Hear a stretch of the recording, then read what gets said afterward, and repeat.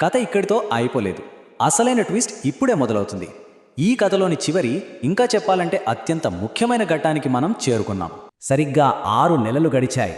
మరి ఆ బిచ్చగాడి జీవితం ఎలాంటి మలుపు తీసుకుందో తెలుసుకోవాలనే ఆసక్తి పెరుగుతోంది కదా. మళ్ళీ అదే రైల్వే స్టేషన్. 2 వ్యక్తులు కలుసుకున్నారు.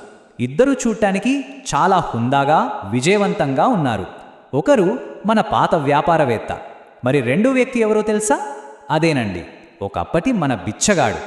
ఇప్పుడు అతను ఒక పెద్ద పూల వ్యాపారిగా మారిపోయాడు. అతని మనసులో వచ్చిన మార్పు ఇప్పుడు అతని బయటి రూపంలో కూడా స్పష్టంగా కనిపిస్తోంది. ఆ వ్యాపారవేత్త అతన్ని గుర్తుపట్టి షాక్ అయ్యాడు. ఇదెలా సాధ్యమైంది అని అడిగితే అప్పుడు ఆ మాజీ బిచ్చగాడు చెప్పిన సమాధానం ఈ కథకే సారాంశం. నిజానికి నేనెప్పుడూ బిచ్చగాడిని కాను.